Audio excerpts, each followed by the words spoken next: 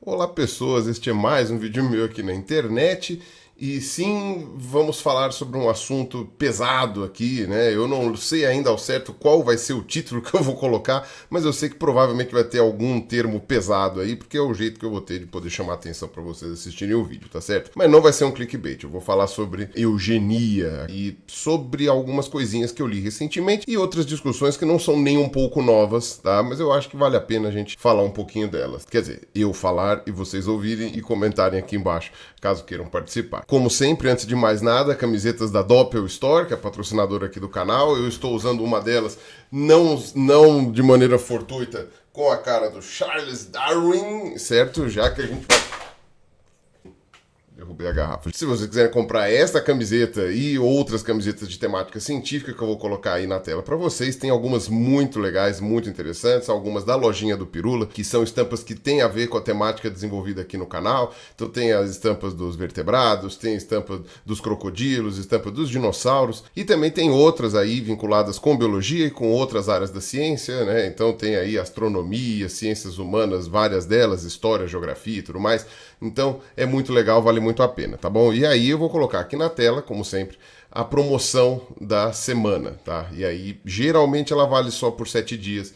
E então é melhor vocês correrem para pegar essa promoção, tá bom? Então vamos nessa. Vamos falar sobre a neo-eugenia, digamos assim, ou a nova eugenia, que na verdade é um termo que eu que estou cunhando, porque eu não vi isso em nenhum lugar na bibliografia que eu olhei. Tá? Então eu acho que é eugenia, ponto. Não existe neo-eugenia, arqueo-eugenia, sei lá, paleo-eugenia, é eugenia, ponto. Ah, e aí eugenia sem acento. O pessoal escreve eugenia com acento, vira Eugênia. Eugênia é a dona Eugênia, né? A dona Eugênia, sei lá, que tá lá costurando, tricotando, fazendo bolo, não sei das quantas, ou presa lá em Brasília, no galpão. Mas enfim, é Dona Eugênia. Não, eugenia não tem acento, né? Se fosse o acento, seria no I, né? Eugenia. Então não coloque acento em eugenia se você não estiver falando da Dona Eugênia, tá? Se você estiver falando da eugenia, dessa ideia que eu vou discutir aqui, é sem acento, ok? E o que seria a eugenia? Bom, a definição pura e crua de eugenia seria, digamos assim, seleção artificial de humanos. Aí, algumas pessoas podem estar desavisadas e não sabem o que é seleção artificial. Então vamos voltar ali ao século XIX e na publicação do livro do Bom Velhinho, né, A Origem das Espécies aqui, em que Charles Darwin detalha o mecanismo de seleção natural, ou seja, um mecanismo em que o ambiente seleciona quais indivíduos de uma determinada espécie vão sobreviver e reproduzir em detrimento de outros que não vão ter tanto sucesso. Isso por quê? Porque os indivíduos de uma mesma espécie não são idênticos, eles não são iguais. E alguns têm algumas características pequenas ali que podem favorecer a sobrevivência. E vivendo mais e eventualmente melhor, você acaba se reproduzindo mais. Essa prole que esse indivíduo tem, pelo princípio de hereditariedade, vai possivelmente herdar também essas características que fizeram esse indivíduo sobreviver melhor. Com o passar das gerações, então, essa vantagem, digamos assim, ela é ampliada não só na população, como também facilita a seleção de mais genes ainda mais vantajosos para esse tipo de, adaptação que a espécie vai acabar desenvolvendo, tá? Então, como a vida é dinâmica, uma espécie gera outra e tudo mais, isso daí acaba aí fazendo o mecanismo evolutivo, né, como a gente conhece. Hoje a gente sabe que o mecanismo de seleção natural não é o único, algumas pessoas até questionam se ele é o mais relevante dos mecanismos que selecionam inovações evolutivas, porém, o Charles Darwin, ele, entre outras coisas, ele concluiu que a seleção natural existia baseado na seleção artificial, que é aquela seleção que nós, seres humanos, fazemos nas outras espécies. Somos nós, como uma espécie, né, interferindo em quais indivíduos de outras espécies vão se reproduzir, porque a gente está interessado em algumas características específicas. Ou seja, é quando o ser humano seleciona um cachorro para ele ser mais rápido, seleciona uma vaca para dar mais leite, uma planta para ser mais, com mais nutrientes, né, para ficar mais saborosa, uma coisa assim. Quando a gente faz essa seleção de indivíduos, a gente está fazendo seleção artificial. Porque o que é relevante não é a sobrevivência desse indivíduo no ambiente natural,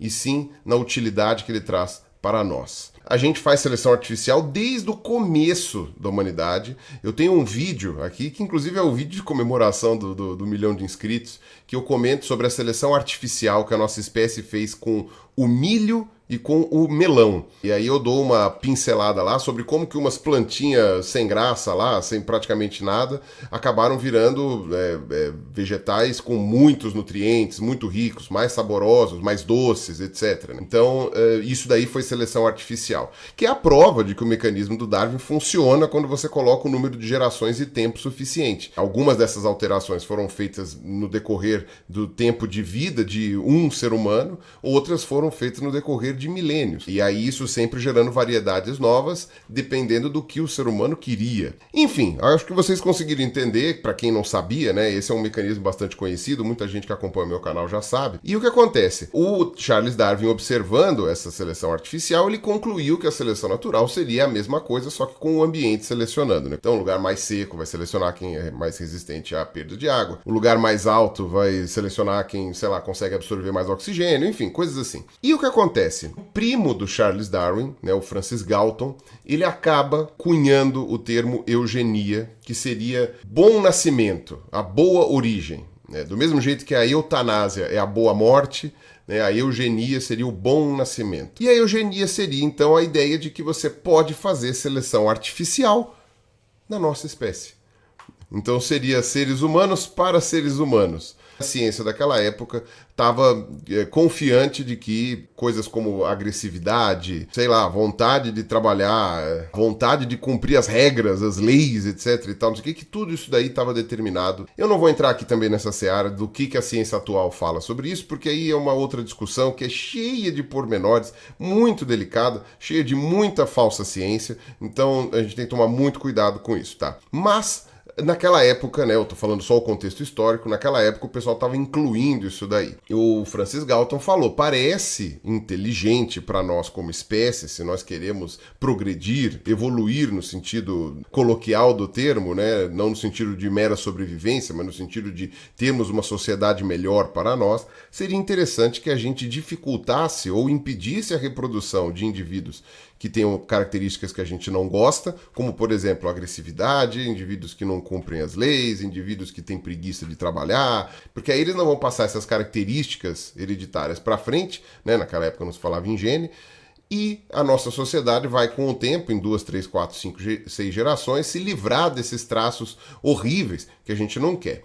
Em compensação, se a gente fizer pessoas mais inteligentes, mais bonitas, mais, sei lá, qualquer outra coisa, que tenham mais ânimo para trabalhar, se fizer essas se reproduzirem mais, aí a gente vai ter um melhoramento da espécie com o tempo. Em pouquíssimo tempo, essa ideia foi assim, alastrada pela comunidade científica. Naquela época, boa parte das pessoas que comprou a ideia evolutiva também acabou trazendo junto uma ideia eugenista, e não demorou muito, não demorou nem um pouco, para que essas características que são bastante questionáveis, que possam ser dadas ou não, e que não tenham, na verdade, um componente social aí, não demorou muito para que essas características fossem associadas a determinadas raças, determinadas etnias humanas e etc. Já era tradicionalmente falado, né, principalmente nos Estados Unidos, enfim, os países das Américas aqui, de que os negros não cumpriam as leis, naturalmente eram mais agressivos, de que eles não gostavam de trabalhar.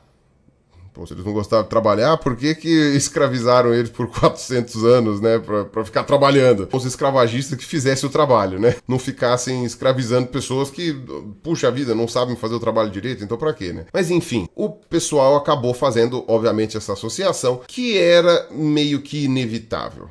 Tá? Na verdade, assim, eu, como sou um cara pessimista, fatalista, digamos assim, é o meu jeito de pensar, eu sou da opinião de que era impossível fazer com que as ideias eugenistas não acontecessem. Já tinha ideias eugenistas antes do Darwin e Wallace proporem as ideias de seleção natural e de descendência com modificação e tudo mais. Quando eles propõem o mecanismo evolutivo, na verdade o mecanismo evolutivo é que encaixa perfeitamente naquilo, porque o Linneu, mais de um século antes da publicação da Origem das Espécies, ele já hierarquizava os tipos humanos em raças, em superior e inferior. colocando obviamente o homem branco como superior, né, na cabeça dele, né, ele era um homem branco, e os outros como inferiores, no caso, o Homo japônico, né, que seriam os asiáticos, o Homo africano, que seriam os africanos, né, os negros, e mais próximos ali do chimpanzé, do orangotango, do gorila, e naquela época ainda não existiam ideias evolutivas, né, pelo menos não consolidadas, então você vê como isso já existia no imaginário ali da academia científica, e que depois, quando apareceu o Darwin e o Wallace, foi só, puxa vida, né, juntou a fome com a vontade de comer. A eugenia, no fim das contas, acabou se estabelecendo não só como um paradigma científico de boa parte da academia na época, como também como política de Estado em alguns países. Eu digo alguns porque, por exemplo, nos Estados Unidos, isso foi levado a cabo em vários estados, num tipo de política de esterilização involuntária, né? Então, ou seja, você pega uma pessoa que teria um problema mental, uma pessoa que tinha uma dificuldade de sociabilização e etc, e você esterilizava ela para ela não passar esse problema para frente, e também porque essa pessoa não teria condições ou capacidade de cuidar de um filho, então pipipopó, né, todas essas histórias aí. E, obviamente, foi a política de Estado também da Alemanha nazista, né, do Terceiro Reich, que é o mais conhecido, né, porque aquilo ali realmente foi, né, uma eugenia em escala industrial, né, uma linha de montagem eugênica em que você teve vários grupos esterilizados, forçadamente esterilizados, muitas pessoas que foram mortas, pessoas com problemas mentais, pessoas com deficiência, homossexuais, né, pessoas de grupos étnicos como a gente conhece, né, então judeus, ciganos, enfim, uma série de grupos aí. Os judeus foram os que ficaram mais famosos porque foram os mais perseguidos. E aí, no final das contas, né, a gente sabe no que deu. Isso acabou gerando um entendimento da própria academia científica de como que as ideias eugênicas eram deletérias, eram extremamente perigosas, e que fazer seleção artificial em humanos não era talvez a melhor das ideias do ponto de vista ético. Algumas pessoas diriam que nem em outros animais isso seria algo muito ético. Também tem uma questão de funcionabilidade. A gente sabe que quando você seleciona algum tipo de característica que você gostaria que se espalhasse na população, muitas vezes vai junto nessa seleção algumas características que você não queria. O exemplo dos cachorros é o mais claro e é o mais fácil de ilustrar para vocês, porque a gente está mais habituado com cachorros do que, sei lá, com zootecnia, né? Talvez só quem aí que trabalha com agronomia ou com zootecnia que vai saber mais esse negócio de vaca, de cavalo, porco, ou mesmo de soja, milho e tal. Quem não trabalha com isso vai estar mais habituado com cachorro, com gato e tal. E cachorro, como está domesticado aí, sei lá, há 40 mil anos, é mais fácil da gente ilustrar, a galera conhece a raça de cachorro, e a gente sabe que alguns cachorros foram selecionados para serem bons cães de guarda, alguns foram selecionados para serem cães de companhia, outros foram selecionados para caçar pato, outros para caçar raposa, uns para servirem de alerta, né? Então os cachorros que latiam muito agudo e muito alto, etc. Enfim, o maior dos problemas que as pessoas discutem aí com relação ao cachorro é a questão da braquicefalia, ou das síndromes braquicefálicas, né? Braque quer dizer curto, céfalos é cabeça curta, no caso seria um focinho curto, ou seja, são aqueles cachorros que foram selecionados para ficar com a cara cada vez mais achatada, muitas vezes os dentes não encaixam, tem problema de respiração,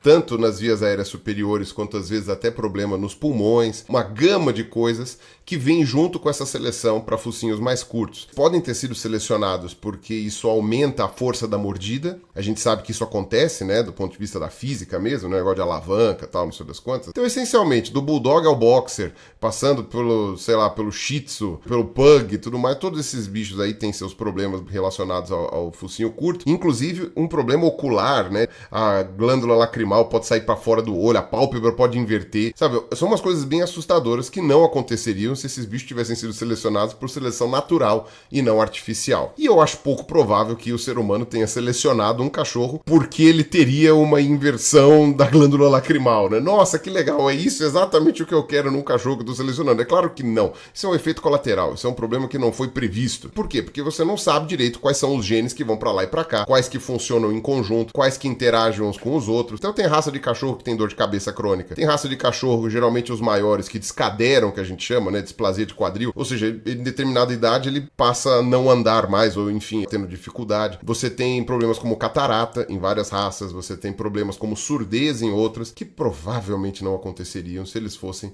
o vira-lata caramelo. Isso é um exemplo mais clássico, né, de como coisas que a gente não está muito interessado, às vezes acabam vindo junto daquilo que a gente está selecionando. Não tem por que supor que com seres humanos não seria o mesmo. Então é óbvio que do ponto de vista prático, né, desconsiderando a questão ética, você pode fazer seleção artificial em seres humanos. Só que essa seleção artificial, ela vai selecionar o quê? E principalmente, o que vem junto? E não confundo aqui com seleção sexual, tá? Com a preferência, né, de machos e fêmeas da nossa espécie aí, de quem quer reproduzir ou não. Isso daí eu não vou abordar aqui nesse vídeo, mas eu não vou de jeito nenhum. De quem que é bonito, quem que é feio, o que o pessoal gosta, o que não gosta. Não vou falar sobre isso, tá? Esqueçam, me incluam fora dessa. Então, eu tô falando de seleção artificial. Terceiros estão definindo se você vai reproduzir ou não, com quem você vai reproduzir ou não. É isso que eu estou falando. E também tem uma questão, né? Como eu falei, a seleção artificial, ela é uma espécie determinando os destinos da outra. No caso da gente, seria uma espécie determinando os destinos da mesma. Aí você vai falar, mas então tudo bem, né? Se os cachorros pudessem se selecionar para gerar um Doberman, eles poderiam. A gente sabe que não é bem isso.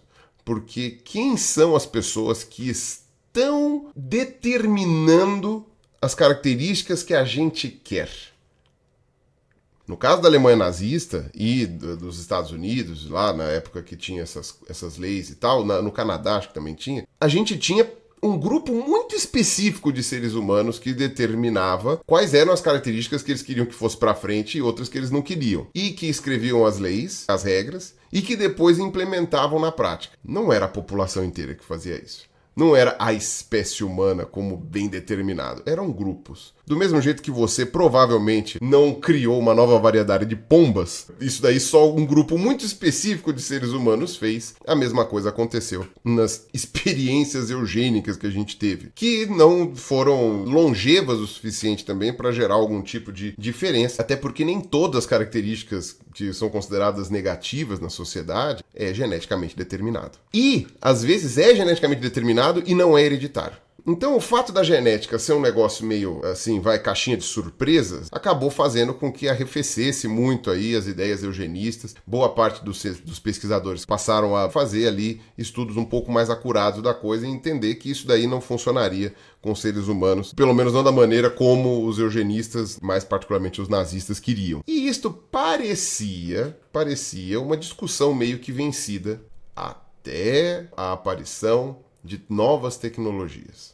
E aí a coisa começou a ficar mais complicada. O sequenciamento genético do ser humano, né, do nosso genoma, passou a ajudar a gente a entender quais genes geravam quais características eram mais diretamente relacionadas à parte genética e quais não eram. Criou-se o bebê de proveta, criou-se o clone da Dolly lá, a gente fez uma série de inovações ali envolvendo genética. Começou a surgir a medicina reprodutiva para fazer com que pessoas que não conseguiam ter filho pudessem ter, com que pessoas pudessem ter filho mais velho e tal, né, e todas essas coisas. E não só a gente tem hoje a capacidade de selecionar quais óvulos e quais espermatozoides a gente quer que fecunde ali, né, para formar um novo indivíduo, a gente tem agora também a tecnologia CRISPR, que permite você editar pedaços do DNA. Eu não vou explicar aqui como funciona o CRISPR, eu já fiz uma explicação muito breve sobre isso num vídeo de alguns anos atrás, eu não me lembro quanto, eu vou deixar ele linkado aqui em volta. Nesse vídeo eu explico de maneira muito simplificada, mas naquele vídeo eu dou fontes de outros vídeos que explicam de maneira mais detalhada, como o vídeo do pessoal do Disperciência, que eu nem sei se está no ar ainda, porque eles pararam de fazer vídeo, mas enfim. E aí o que acontece? Essa tecnologia permite aí que você possa, exemplo, né, talvez, eliminar um gene que possa gerar uma doença, ou silenciá-lo, colocar ali um outro gene encaixado no meio do DNA ali que possa ter uma característica que você acha que seja vantajosa. E aquele vídeo naquela época que eu fiz, e eu revi esse vídeo para gravar esse aqui, aquele vídeo ficou muito bom, viu?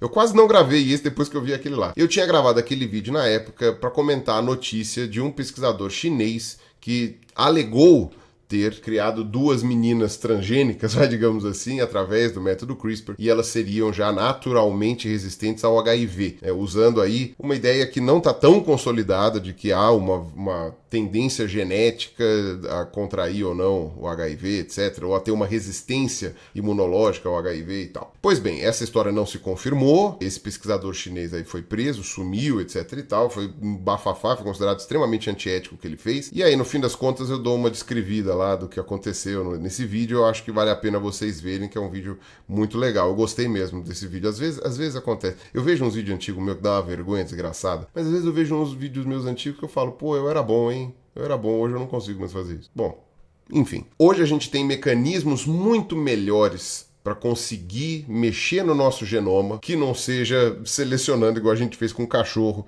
e deixando, sei lá, um shih tzu com a glândula lacrimal invertida. A gente ainda não tem, obviamente, esse conhecimento puro e pleno, né? Ainda tem muito que estudar, muito que aprender, muita coisa do tipo que você mexe aqui e altera lá. Sabe, se eu puxar essa pedrinha daqui, o que acontece, né? Aí desmorona todo o morro do outro lado. Porém, já é possível fazer certas coisas. E a grande discussão é sobre a questão de doenças mesmo. Como esse pesquisador chinês tinha falado, né? No caso ele pegou uma coisa questionável, mas existem outras doenças que a gente sabe que claramente são genéticas, como por exemplo a hemofilia, como por exemplo a talassemia, como a anemia falciforme. Alguns cânceres a gente consegue determinar uma tendência maior, uma probabilidade maior. A gente já está conseguindo fazer esse tipo de varredura um pouco com demência, né? No caso o mal de Alzheimer, essas coisas assim. Então quer dizer, pode ser que a gente consiga no futuro editar aí esses trechos de DNA e esses negócios, tá? E o que acontece? Ninguém, em sã consciência, vai dizer que é ruim você conseguir eliminar uma doença genética de uma pessoa antes dela nascer. Ninguém vai dizer isso. Ninguém vai chegar e falar assim, nossa senhora, que absurdo. Puxa, você está querendo fazer com que meu filho não nasça talassêmico,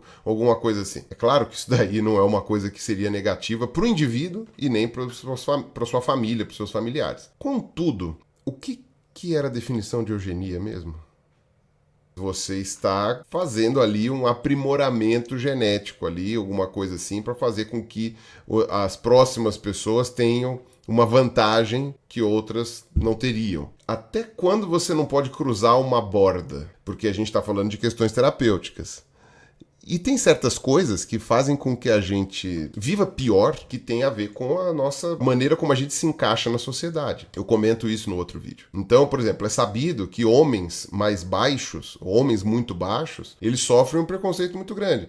E se você puder fazer com que seu filho nasça mais alto? E se você, sei lá, sabe que as mulheres mais gordas sofrem para se encaixar na sociedade e você vendo que há uma tendência genética sua, da sua família, de engordar, você não dá uma silenciada ali num gene ou dois, e aí a pessoa não vai engordar com tanta facilidade, vai ter uma vida melhor. E se você começar a fazer isso com características... você já sabe onde eu quero chegar, né? Com cabelo, com formato de nariz, com cor de olho, cor de pele, etc, né? Então, isso é uma coisa muito delicada e é basicamente por isso que em boa parte dos países é proibido fazer testes em espermatozoides e óvulos, nesse sentido de manipulação genética. Você só pode fazer isso em células somáticas, que a gente chama, ou seja, células que estão em geral no nosso corpo. Tecnicamente, você poderia fazer com CRISPR alterações em indivíduos já adultos até. Não acho que tenham se tentado fazer isso já, eu não sei. Agora eu vou assumir minha ignorância, né? Tem vários youtubers aí para quem vocês podem perguntar isso daí melhor. Mas seja como for, e em outros países em que isso não é estritamente proibido, é fortemente desencorajado, a galera tem medo de fazer e tudo mais, tá? Enfim, vocês já entenderam aonde que a porca torce o rabo, né? Vocês já entenderam ali aonde eu quero chegar e qual é o grande problema envolvido nisso. E há uma extensa discussão acadêmica sobre isso, que envolvem principalmente a questão das doenças, né? Você tem também algo semântico ali sobre o que é a eugenia. Tanto é que tem um autor, eu vou deixar aqui embaixo uma discussão de um sujeito que defende a eugenia, entre aspas, mas não que ele defende a eugenia do ponto de vista nazista, mas que ele defende que nós façamos uma ciência eugênica no sentido de aprimoramento genético da população humana, ainda que esse artigo tenha muitos e muitos problemas. Se vocês forem ler, vocês vão ver. Um outro artigo de um cara rebatendo ponto a ponto e um terceiro artigo de um cara falando que o problema aí é semântico mesmo do que é definido como eugenia. E esse cara meio que também eu não gostei muito das conclusões dele não. Mas enfim, eu vou dar uma lida aqui na argumentação do sujeito que é contrário a essa defesa dessa neo-eugenia, digamos assim. Em que ele fala que a eugenia na prática, aquela que foi feita lá no começo do século XX, ela não foi sobre produzir pessoas com traços que permitiriam elas a terem mais sucesso e etc. Foi sobre eliminar pessoas, ou seja, sobre matar pessoas com traços considerados indesejáveis ou evitar que elas nascessem através de esterilização sexual forçada ou restrições de imigração. Então não é só sobre um melhoramento humano intergeracional, mas também sobre fazer diferentes intervenções em cima das variações das populações humanas. Então aí, de fato, ele está falando que eugenia não é uma coisa tão simples de definir como eu coloquei no começo do vídeo, que é só a seleção artificial em humanos. A gente está dizendo aí que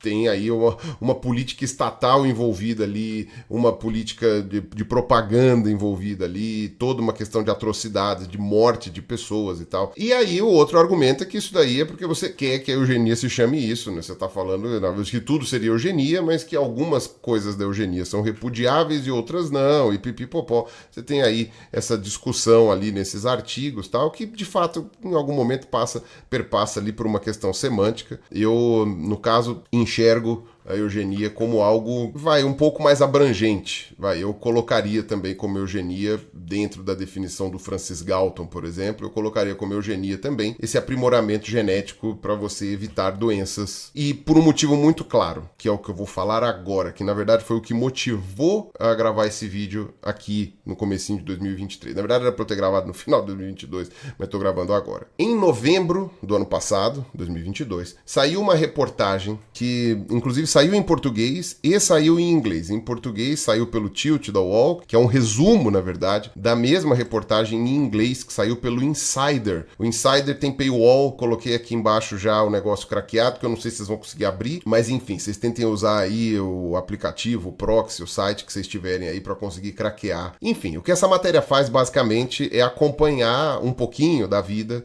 do casal Collins, né, que é lá dos Estados Unidos, né, o Malcolm e a Simone, que são pró-natalistas. E o que são os pró-natalistas? São os adeptos de um movimento que acredita que a humanidade pode colapsar a qualquer momento, que na verdade ela está em vias de colapsar por falta de natalidade. Porque não existem humanos suficientes no mundo e as pessoas estão tendo cada vez menos filhos, e isso daí vai ser um problema, porque depois como vai ficar a nossa espécie, a gente tem que reproduzir, babá. E aí eles incentivam as pessoas a terem filhos. Esse seria o ponto, pelo menos isso é o que está na teoria, falando sobre essa questão dos pró-natalistas. E no caso, esse casal aqui, o Malcolm e a Simone, que eles estão tendo já uma renca de filhos, né? Os caras acompanharam um dos filhos que ia nascer e tal. Eles fazem, porque eles têm muito dinheiro, seleção de gametas para ter os filhos.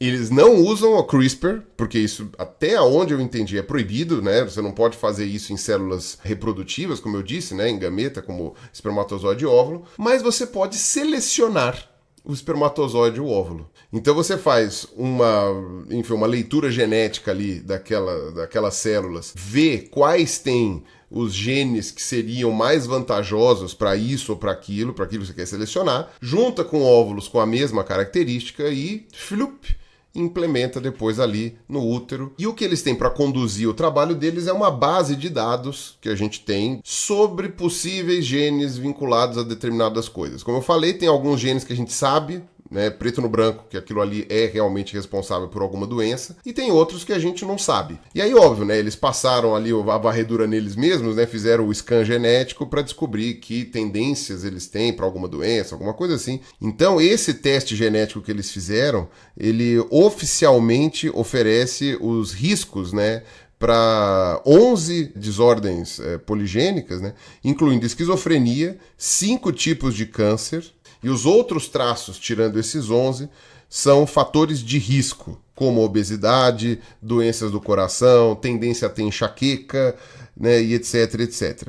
E aí, eles falam ali uma série de traços que eles selecionaram no filho deles lá, que eles queriam. Como, por exemplo, alta performance mental e eliminação de outros traços adjacentes a isso, como, por exemplo, sentir estresse, uma depressão crônica, né? Não precisa nem ser depressão, mas uma tristeza crônica ali, fadiga, ansiedade, transtorno de déficit de atenção, enfim. Seria você selecionar aqueles óvulos e espermatozoides que não têm esses traços, mas que que ao mesmo tempo possuem os genes que usualmente estão associados ao maior desempenho mental. Apesar de que se você tirar todos esses traços, né, tirar o TDAH, tirar a depressão, tirar não sei o quê, você meio que já vai conseguir um maior desempenho mental naturalmente. Mas você tem ali aquela relação de que você pode ter genes relacionados à inteligência, que eu também não vou ficar aqui falando se tem validade científica ou não tenho leitura, não tenho conhecimento, eu tô só falando o que tem na reportagem aqui, tá? E eles foram chamados de eugênicos, né? Falaram, pô, isso é um absurdo, isso é uma eugenia, você tá selecionando aí essas coisas. Só que é uma eugenia sem vítima, se você for levar em conta. Eu acho que até aquelas pessoas que são veementemente contra o aborto não poderiam ver tecnicamente problemas nisso aqui. Porque você não está nem falando de seleção de embriões, você está falando de seleção de gametas. Ou seja, você está pegando o espermatozoide aqui, um óvulo aqui, e juntando e implantando depois no útero. Você não está matando ninguém, nem que você considere o zigoto uma vida que possa ser assassinada, porque não tem. Só que ao mesmo tempo você está, entre aspas, melhorando a espécie, né? Enfim, né? Aprimorando a espécie, entre aspas, gerando uma seleção artificial. Cara, você pode usar a semântica para dizer que isso não é eugenia. Não tem um holocausto envolvido, mas dentro do conceito galtoniano de eugenia, isso daqui é eugenia. E aí o que acontece? Esses traços aí, essas coisas, poderiam gerar, entre aspas, super-humanos, né? Aí tem aquela história do filme Gattaca, né? Que você teria uma casta de pessoas melhores e outras todas nascidas sem essa seleção genética, e aí, enfim, né? Viraria uma coisa meio que abelha, né? Rainha, zangão, operário e tal, uma coisa meio social, né? De divisão estanque de hierarquias. O mais famoso expoente do pró-natalismo na atualidade é ninguém mais, ninguém menos do que o Twitter Man, o carro elétrico Man, o Space X-Man. Não é bem o X-Men, mas é da Marvel também. O pessoal fala que é o Homem de Ferro da vida real, tal, não sei o quê. O grande Elano Almíscar, né? O Elon Musk, ele é o maior advogado do pró-natalismo da atualidade. Ele já teve 10 filhos com 3 mulheres diferentes. Não ficou claro pra mim dessas mulheres, que eu acho que assim, 2 ele foi casado mesmo, foram esposas dele, a terceira não. Se ele selecionou geneticamente os óvulos ali, ou até geneticamente a mulher, né? Essa terceira mulher ali pode ser que tenha caído ali, também ele fez esse exame aí, correu o DNA dela e falou, não, você é uma boa, tem bons genes, né, vamos ter um filho. É algo tão relevante pro Musk, que até numa entrevista com o pai dele, ele falou que, tipo, meu filho não fala de outra coisa, sabe? Ele só fala sobre isso porque é o colapso da humanidade, as pessoas vão parar de nascer e eu preciso ter filho e tal, não sei das quantas. Ele tá sempre usando como exemplo o filme Idiocracy, que é um filme, virou um filme cult, né? Um filme de comédia antigo, até não lembro de quando que fala que com o tempo as pessoas mais inteligentes do planeta foram deixando de ter filhos e os burros tinham, sei lá, 47. E que, sei lá, em 2500 você só tinha idiotas no mundo que estavam morrendo de fome porque ao invés de regar a plantação com água, eles estavam regando com Gatorade, sabe? Tipo umas coisas assim. Enfim, é uma ideia interessante que eu acho que a gente consegue até extrair dali um ou outro ponto que vale uma reflexão. Mas aí, sabendo que o Elon Musk se baseou nesse filme, você pensa depois e fala, pera lá, ele não tá falando que a humanidade ia entrar em colapso e que a gente precisava reproduzir mais? Não existem humanos suficientes no mundo, não sei o quê? Então por que ele tá usando esse filme como referência, sendo que esse filme não fala de uma redução do número de humanos? Ele fala de uma redução do número de humanos inteligentes. Então ele está dividindo a humanidade, ele está separando a humanidade, está pondo uma linha ali. Algumas pessoas precisam se reproduzir, porque se elas não se reproduzirem, outro grupo de pessoas que eu não quero ou não gosto, eu acho deletério, eu acho que tem traços não desejáveis para a espécie, senão elas vão reproduzir, vão vencer e vão suplantar as outras. Essa é a raiz do pensamento, se ele usa esse exemplo. E na verdade nem precisaria usar o exemplo, porque ele fala isso abertamente. Ele fala que ele é mais inteligente que os outros, por isso ele é bilionário. As atitudes dele com o Twitter não demonstraram muito essa inteligência não, mas enfim, não vou entrar nesse critério. E ele diz que os amigos dele, conhecidos dele, estão tendo cada vez menos filhos e ele estimula todo mundo a ter filho. Imagina, você tem que ter 2, 3, 4, 5, 6, 7, 8 filhos. E eles, em geral, são muito ricos, né? Eu duvido que o Elon Musk tenha grandes amigos que sejam pobres, classe média, ou mesmo ricos normais, né? Ou seja, ricos até um limite, né? Ele deve ter amigos só multimilionário, bilionário. E, na verdade, o que está acontecendo é que vários multimilionários do mundo, não só o Elon Musk, estão no movimento para ter mais filhos. Porque eles acreditam que, em poucas gerações, eles poderiam herdar o mundo, digamos assim. Ou seja, se cada um deles tiver 20 filhos, e cada um desses 20 filhos tiver mais 20, né, esquema de pirâmide, né, daqui a pouco, sei lá, em 2200, você tem todo mundo descendente ali. Inclusive, diz que o Elon Musk, ele chegou a ficar fascinado uma época com a história do Gengis Khan, né, porque o Gengis Khan, ele, enfim, invadiu a Ásia inteira, né, até um pedaço da Europa e tal, e ele tinha um costume de criar haréns e tal, e estuprava de geral também as mulheres. Então, disse que ele teve tantos filhos, mas tantos filhos, que hoje, sei lá, acho que um sexto, um sétimo da humanidade tem gene do Gengis Khan, né? Principalmente aquele pessoal da Ásia e da Europa, né? Teria uma descendência com ele. E aí o Elon Musk ficou fascinado com isso e tal. Então, quer dizer, existe aí uma corrida armamentista natalista encabeçada por uma série de multimilionários aí que acredita que eles, que são os bonzões, os inteligentões, os melhores, os picas das galáxias, é que vão salvar a humanidade de um colapso iminente, porque pessoas com traços indesejáveis é que vão acabar herdando o mundo se eles não fizerem nada. Diz que até o Epstein, aquele cara super legal que fazia aquelas festas lá, que tinha, sei lá, até tráfico de mulher, tinha um monte de pedofilia, um negócio horrível lá, que foi suicidado na cadeia, que descobriu que tinha relação com todo mundo, né? Um monte de gente era amigo dele, ou fazia não sei o quê. Dentre esses amigos, inclusive, alguns membros da Academia Científica, reconhecidos mundialmente e tal, etc. Mas aí também tem a ver com a quantidade absurda de coisas que o Epstein se metia, né? Se envolvia. E diz que ele tinha o plano de engravidar 20 mulheres de uma vez só. Eu acho que ele não concretizou. E bom, a pegada geral é essa. A gente pode dizer que se um bilionário tem 10 filhos, realmente, se cada um deles tiver mais 10, está havendo aí uma distribuição de renda de alguma forma, né?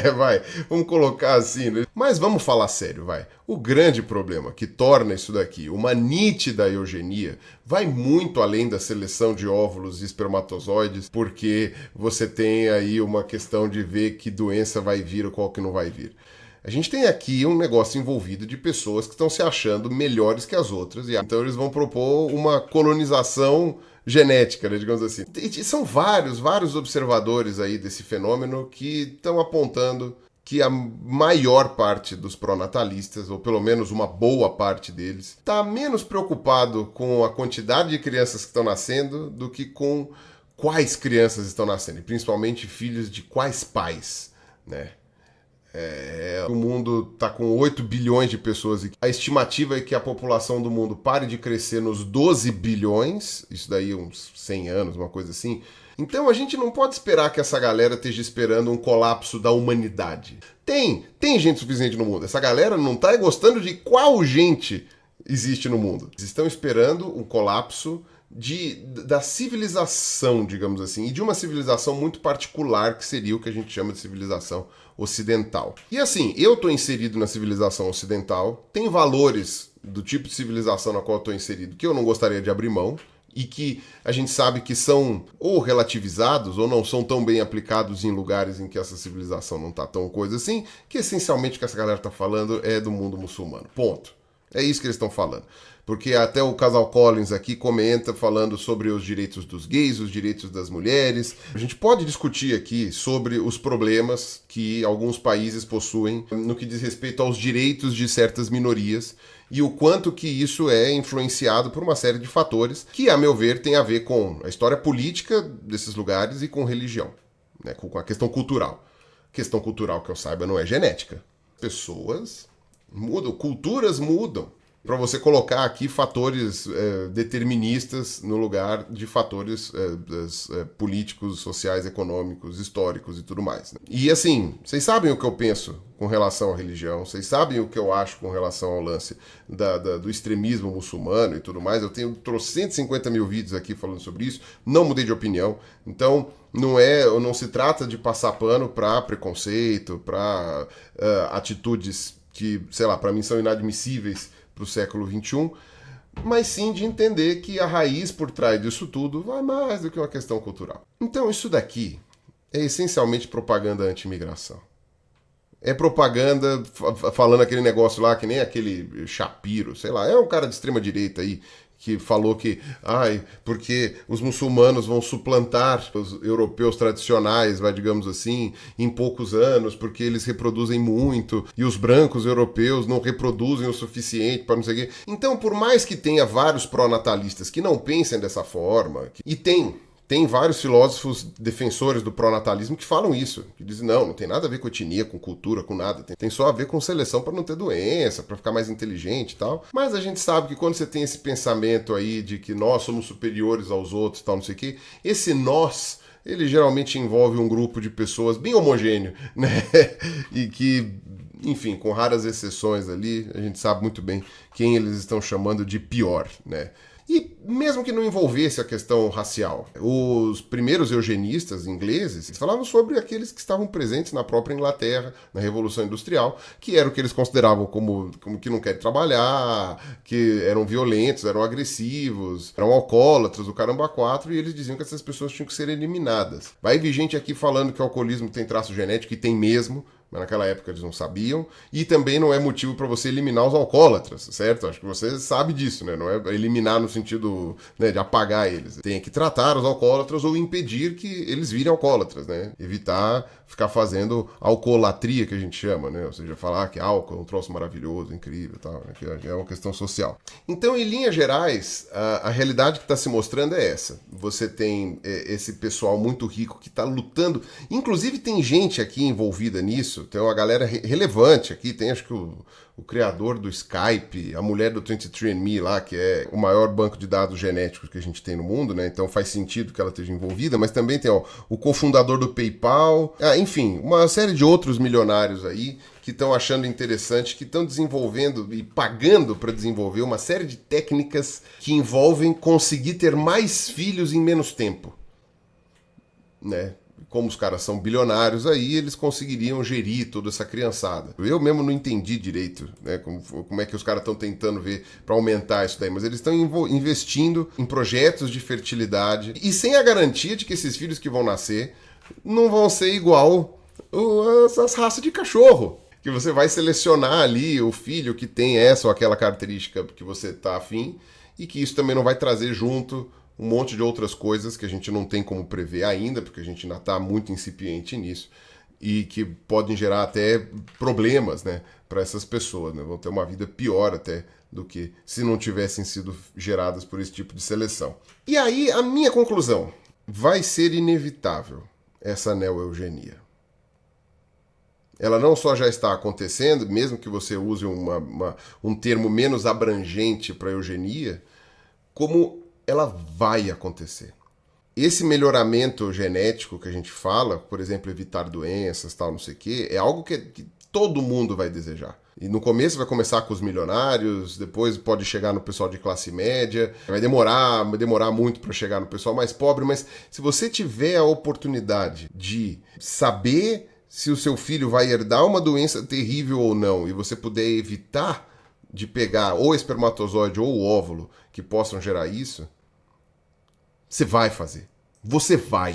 Não adianta vir falar, não, mas eu sou natureza. Você vai. Se aparecer, se um dia, né, a gente tiver a certeza, né, você faz um exame genético, você, a tua esposa ou teu marido, enfim, que seja, dá aqui, fala assim, somando vocês dois, tem 80% do teu filho ter câncer de estômago.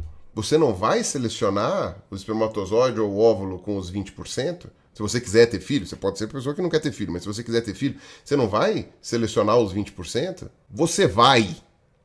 Eu não preciso nem conhecer cada um de vocês que está olhando. Você vai selecionar.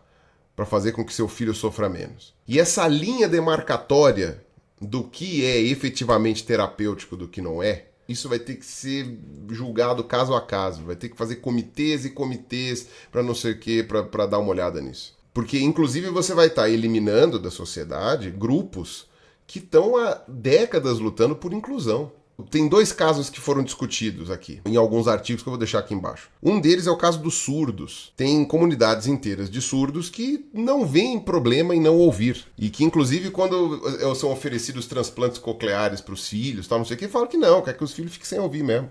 Não faz falta. A gente criou uma sociedade em que é possível os surdos viverem sem ouvir, pelo menos nos países em que se preocuparam com isso. Você tem a questão dos síndromes de Down, que é um troço super delicado. O pessoal com síndrome de Down hoje consegue viver bem. Você tem, às vezes, que corrigir um problema no coração, às vezes um problema aqui da língua, mas isso daí você resolve cirurgicamente e o pessoal vive bem, vive tranquilo, sem grandes dores de cabeça. Óbvio, sempre tem ali as suas peculiaridades que precisam ser acompanhadas, mas, inclusive, eu fiz um vídeo sobre isso antigo pra caramba, né, quando o Richard Dawkins falou que seria até moralmente, sei lá, questionável se a mulher soubesse que estava grávida de um síndrome de Down e escolhesse ter mesmo esse filho, né?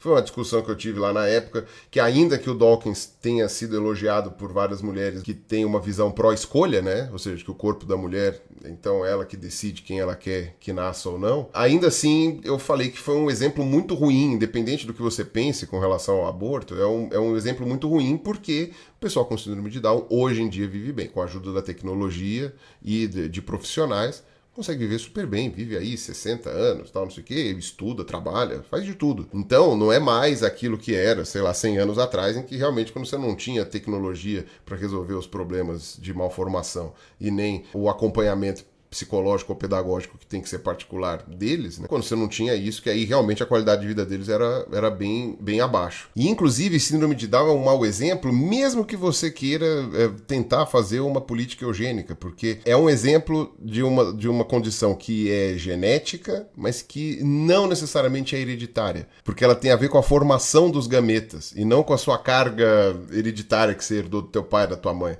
Você pode ter a herança que você quiser, existe uma probabilidade de você ter filhos com síndrome de Down, independente do que está escrito nos teus genes, porque tem a ver com a formação dos gametas, em linhas gerais. Você não ia conseguir fazer eliminando as pessoas com síndrome de Down, para ele tirar isso daí da sociedade. Não, você não conseguiria fazer isso do ponto de vista de seleção artificial eugênica. E aí tem o caso da Islândia. Você tem, acho que, duas pessoas com síndrome de Down nascendo por ano. Uma coisa assim, ou menos. Cara, eu sei que a quantidade de síndrome de Down na Islândia é praticamente zero. A maioria dos síndrome de Down que estão vivos hoje na Islândia são pessoas mais velhas. A galera mais nova não tá tendo. E quando tem, é porque houve um erro no pré-natal, ou é porque é filho de alguém que, por questões religiosas, ou por ser um imigrante, alguma coisa assim, é contrário ao aborto. Mas, em linhas gerais, a cultura da Islândia é completamente pró-escolha, né? Lá o aborto é completamente legalizado, seguindo as diretrizes necessárias lá, e o pré-natal ele é generalizado. Então a grávida vai lá e faz o pré-natal, e se tiver síndrome de Down, ela manda tirar. Praticamente foi eliminado um grupo populacional da Islândia com traços que a nossa sociedade considera como problemáticos, indesejáveis, ou etc, etc. E aí imagina que você tem como evitar que o seu filho ou a sua filha, por seleção de óvulos e espermatozoides ali, ou por engenharia genética com CRISPR, você pode evitar que nasça com esse problema, com aquele problema, com uma doença, coisa, ou com características como, por exemplo, a surdez ou a síndrome de Down. Você vai selecionar? E aí a gente entra nesse critério. O quanto que isso daí não era o sonho do cara do bigodinho. Então é uma questão a se pensar.